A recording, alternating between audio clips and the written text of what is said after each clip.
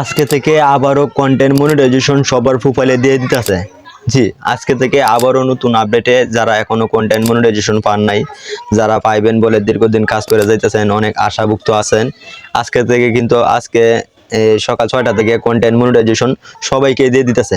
Content monetization আপনি পেয়েছেন কি না, আপনি কিভাবে চেক করবেন, আজকে এই ভিডিওর মাধ্যমে আমি তুলে ধরবো। ভিডিওটা আমার স্কিপ করবেন না, যদি স্কিপ করেন ইম্পর্টেন্ট কথাগুলো আপনারা বুঝতে পারবেন না। যদি বুঝতে না পারেন তাহলে ভিডিওর মাধ্যমে আমাকে দোষ দেবেন না। আর তাহলে আমার এই ভিডিওটি শুরু করা যাক। ভিডিওটি শুরু করার আগে অবশ্যই আমার এই ভিডিওটিতে একটা লাইক করে দেবেন, এই চ্যানেলের সাথে থাকার জন্য অবশ্যই সাবস্ক্রাইব করে দেবেন। তাহলে আমার এই ভিডিওটি শুরু করা যাক। আমার মোবাইল স্ক্রিনে আপনারা লক্ষ্য করেন, সর্বপ্রথম আমি যে দেখতে পারতেছেন এখানে যে ফেসবুক অ্যাপ্লিকেশন রয়েছে, আমি এখানে প্রবেশ করলাম। প্রবেশ করার পরবর্তীতে এখানে দেখেন, এখানে একটা মানুষের মতন একটা আইকন বাড়ছে। এখানে মানুষের মতন একটা আইকন, আমি এখানে ক্লিক করলাম।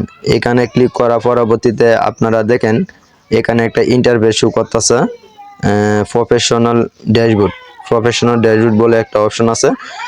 এখানে ক্লিক করলাম। এখানে ক্লিক করার পরবর্তীতে আপনারা কন্টেন্ট মনিটাইজেশন পেয়েছেন কি না, কিভাবে আপনারা চেক করবেন, আপনারা এখানে ক্লিক করবেন।